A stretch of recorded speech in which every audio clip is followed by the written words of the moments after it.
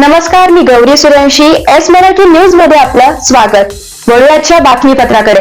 युवक काँग्रेसच्या कार्यकर्त्याला भाजपच्या कार्यकर्त्यांकडून बेदम मारहाण. खडीक राष्ट्राची तक्रार केल्याने केली मारहाण.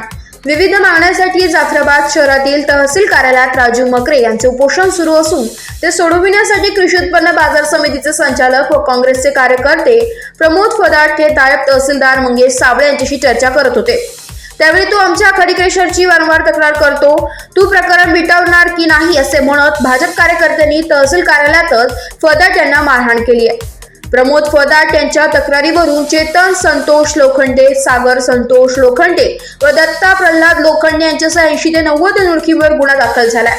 या संदर्भात प्रमोद फदाट यांनी दिलेल्या तक्रारीत म्हटले की मंगळवार दिनांक 27 ऑगस्ट रोजी दुपारी 3:30च्या सुमारास प्रभू गाडे, पंकज लोखंडे यांच्यासोबत तहसील कार्यालयात गेलो होतो.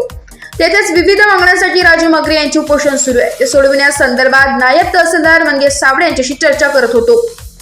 त्यावेळी सागर संतोष लोखंडे, चेतन संतोष लोखंडे, दत्ता प्रल्हाद लोखंडे तेथे आले. तू आमच्या खडीक रेषेबद्दल वारंवार तक्रारी का करतो, त्या मिटवायचे की नाही अशी विचारणा त्यांनी केली. जे कायद्याने होईल ते करू असे म्हटले. त्यांनी माझी कॉलर पकडून लाथाबुक्क्यांनी मारहाण केली.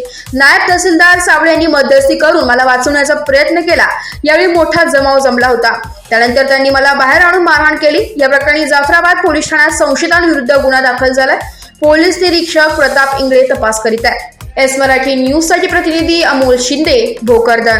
अशाच ताज्या घडामोडी जाणून घेण्यासाठी आमच्या एस मराठी न्यूजला लाईक करा, शेअर करा, सबस्क्राईब करा आणि पाहत रहा एस मराठी न्यूज.